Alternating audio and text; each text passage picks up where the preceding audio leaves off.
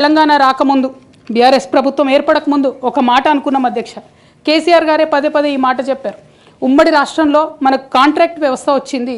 మరి contract ఎంప్లాయీస్తోని, outsourcing ఎంప్లాయీస్తోని దేశానికి నష్టం జరుగుతుంది, రాష్ట్రానికి నష్టం జరుగుతుంది, అందరికన్నా ఎక్కువ తెలంగాణ యువకులకు నష్టం జరుగుతుందని చెప్పారు అధ్యక్ష.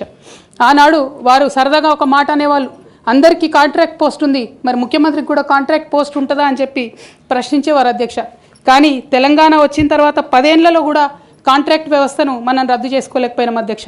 అది కాకుండా అవుట్సోర్సింగ్ ఎంప్లాయీస్, అవుట్సోర్సింగ్ వ్యవస్థను పెంచి పోసిపోయినాం అధ్యక్ష. బాధతో, చాలా ఆవేదనతో నేను ఈ మాటలు చెప్తా ఉన్నా అధ్యక్ష. తెలంగాణ సమాజానికి ఏదైతే ప్రశ్నించడం నేర్పించినటువంటి బీఆర్ఎస్ పార్టీ అధ్యక్ష, అంతర్గత వేదికలలో అనేక సందర్భాలలో నేను ప్రశ్నిస్తే అధ్యక్ష నా మీద కక్ష కట్టారు అధ్యక్ష.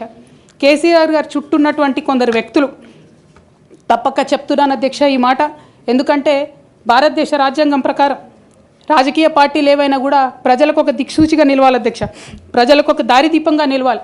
పార్టీలోనే అంతర్గత ప్రజాస్వామ్యం లేకపోతే రాష్ట్రంలో ఎట్లా ప్రజాస్వామ్యం ఉంటుందనే విషయాన్ని కూడా మనందరం గమనించాలి. కాబట్టి ఈ మాట చెప్తా ఉన్నాను అధ్యక్ష.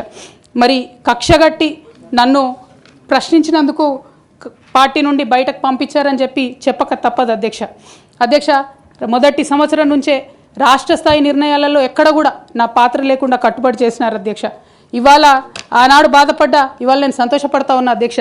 ఎందుకంటే అధ్యక్ష, ధర్నా చౌక్ రద్దు చేయడం అనేటటువంటిది ప్రజాస్వామిక హక్కుల్ని కాలరాయడంలో మొదటి మెత్త అధ్యక్ష.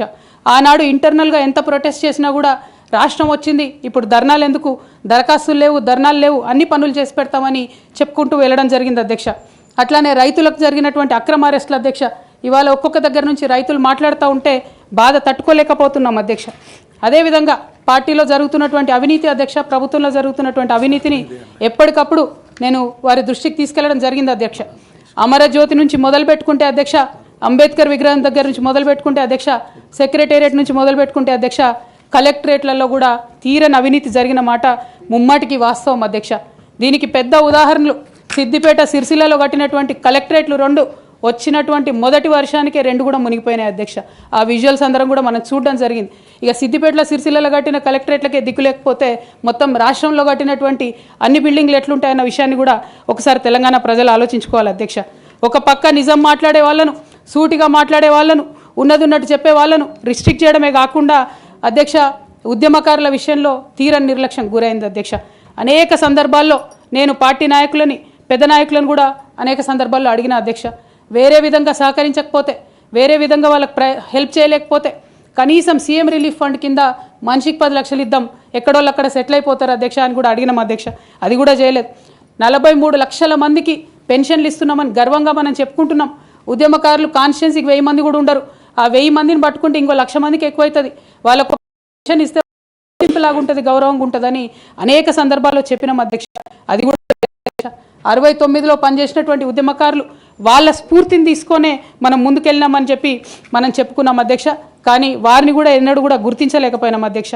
అదేవిధంగా విద్య విషయంలో అధ్యక్ష, మన మెయిన్ ట్యాగ్ లైన్ నీళ్లు, నిధులు, నియామకాలు అనేటటువంటి మన మెయిన్ ట్యాగ్ లైన్ ఏదైతే ఉంటుందో అధ్యక్ష, అన్నిటినీ కూడా గండుగొట్టుకుంటూ పోయినాం అధ్యక్ష. విద్య విషయంలో, నియామకాల విషయంలో, అన్ని విషయాల్లో అదే జరిగింది అధ్యక్ష. అదేవిధంగా కొందరు ప్రజాప్రతినిధులు చేస్తున్నటువంటి దురాగతాలని కూడా ఎప్పటికప్పుడు నేను అధిష్టానానికి చేరవేసిన అధ్యక్ష. దాని మీద ఎటువంటి చర్యలు లేవు అధ్యక్ష.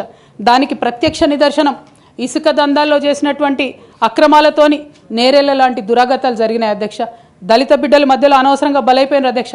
కానీ దాని మీద కూడా ఎటువంటి చర్యలు తీసుకోకపోవడం, అది అప్పుడు బీఆర్ఎస్ ప్రభుత్వం తీసుకోకపోవడం, ఇప్పుడు కాంగ్రెస్ ప్రభుత్వం చర్యలు తీసుకోకపోవడం కూడా చాలా దారుణం అధ్యక్ష.